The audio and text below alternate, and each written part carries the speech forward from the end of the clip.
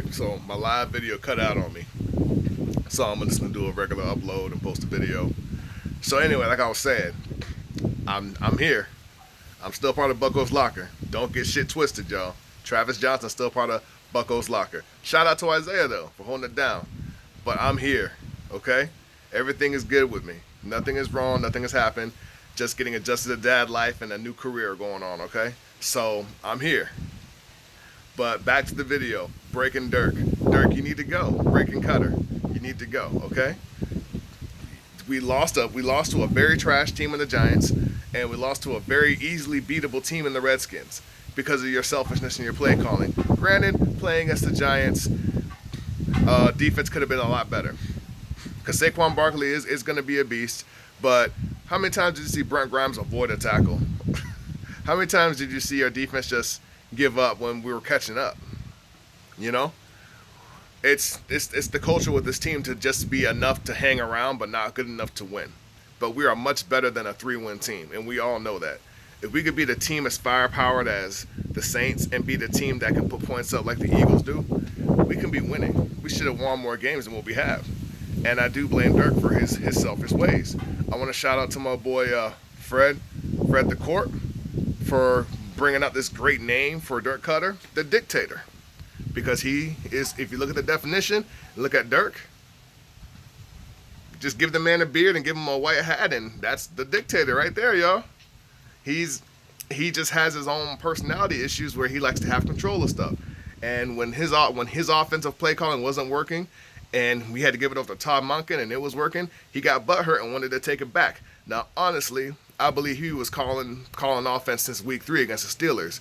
But when we were getting our ass with the first half, he gave it back to Todd in the second half because it was a whole nother surge.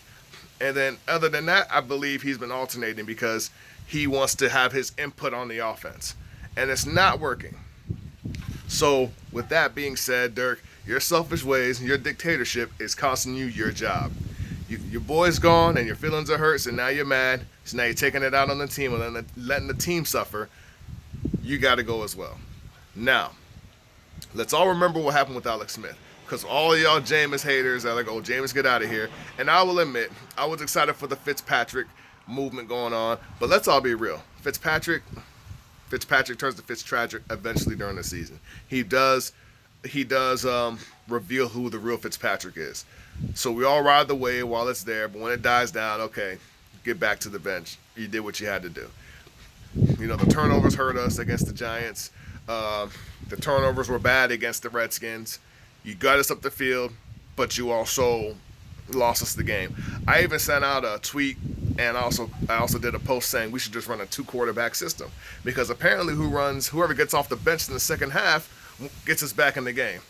But all jokes aside, Jameis needs to be our starter because he's our future. Let's all look back to Alex Smith when he was the number 1 pick. All right? Had many different coaches, well, a few different coaches, wasn't winning, and people were counting him out. Next thing you know, they hired Jim Harbaugh. They're in the playoffs, got to the Super Bowl, and they're a whole nother team. And I understand that, it wasn't Alex Smith who got to the Super Bowl. It was Colin Kaepernick. But still, that first game, they got to the NFC Championship, and Alex Smith got concussed. But Alex Smith was still doing things. And now you see him he got to Andy Reid. He still made the playoffs with Andy Reid's coaching. And then he got hurt just now with the Redskins because of a bad tackle, almost like a Joe Theismann type of hit. So you know that Jameis has the ability to play and win if he has the team supporting him. And if he had a better coaching staff to guide him, unlike Koetter has, we'd be a lot better. Something I pointed out in the live video before I got cut out was, remember when Dirk Koetter was the offensive coordinator under Lovie Smith, and we drafted Jameis. He didn't want Jameis. He wanted Marcus Mariota. So the fact that he wanted somebody else and he just got adjusted to working under Jameis, come on now. It's evident. He doesn't want to be there working under. He doesn't want to be there working under that. How much you want to bet? I wouldn't be surprised if when Koetter gets fired, if he wants to go to Tennessee to be the offensive coordinator for Marcus Mariota. If he gets a job again. Because that's who he wanted to coach under. But we know how he's been as an offensive coordinator, and we see how he is as a coach. And Isaiah posted a good article on the Bucko's Locker Facebook page about his head coaching staff culture over at Arizona State. It was awful. So the fact that he's a head coach in the NFL now, it's like it's evident you don't know how to be a coach.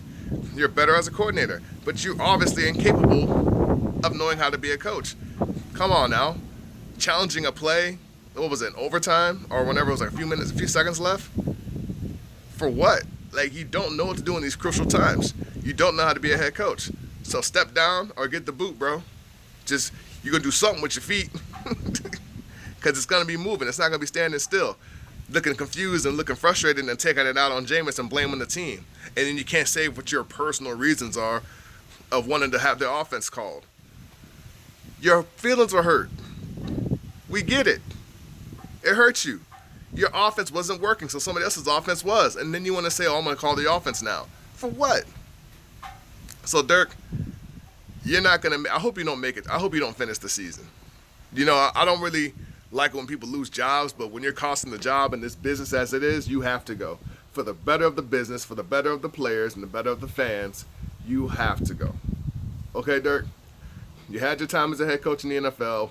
You had 1 year showing life, and – Once I saw you on what's that damn shit called?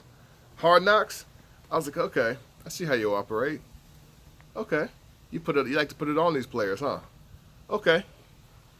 And I saw how you were with Jameis, and you challenge Jameis. You don't inspire Jameis. And yes, you should challenge these players, but Jameis is still a young buck, and he's still trying to get it right. And this was before his 4th year. And honestly, at his fourth year, he should be playing better.